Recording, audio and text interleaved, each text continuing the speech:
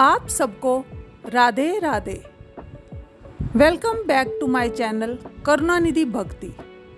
इस साल 4 अगस्त को कामिका एकादशी है। आज मैं आपको कामिका एकादशी की कथा सुनाने वाली हूँ। तो चलिए आइए शुरू करते हैं। भगवान कहने लगे, हे धर्मराज, अब मैं आपसे श्रावण कृष्ण कामिका एकादशी की कथा का वर्णन करता हूँ। आप चित्त लगाकर सुनने का कष्ट कीजिए, क्योंकि यह सब प्रकार के पाप और दुखों को नष्ट कर संसारी सुखों सहित सद्गति को प्राप्त कराने वाली है। हे राजन, इसकी कथा सुनने से वाजपेय यज्ञ का फल मिलता है। हे धर्मराज, जो फल गंगा, काशी, नैमिषारण्य और पुष्कर में स्नान करने से प्राप्त नहीं होता, वह कामिका एकादशी का व्रत कर भगवान विष्णु का पूजन करने के पश्चात प्राप्त हो जाता है।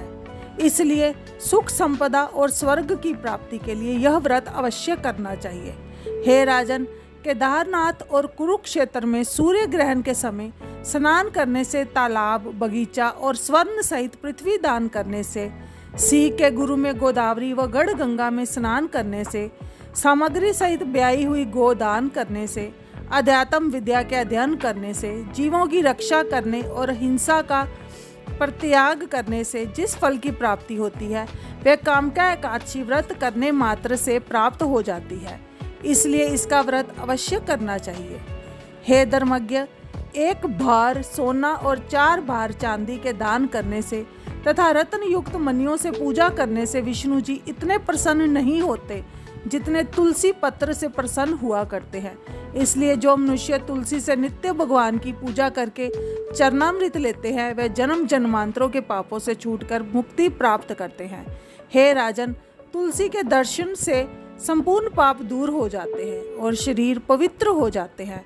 इसलिए सर्व सुखदाता तुलसी जी को बारंबार प्रणाम है। हे पांडुनंदन, जो लोग एकादशी के दिन विष्णु भगवान के आगे दीपक जलाते हैं, उनके समस्त स्वर्गवासी पितृ संतुष्ट हो जाते हैं और उनके पुण्यों का हिसाब करना चित्रगुप्त की शक्ति से बाहर हो जाया करता है। अतः इस कामिका एकादशी का व्रत काम, क्रोध, मद, लोभ, मोह, अहंकार, हिंसा, चोरी और अन्य अशुभ कर्मों का स्वतः त्याग करते हुए अवश्य करना चाहिए। इसके साथ ही ये कथा समाप्त होती है। जय श्री कृष्ण।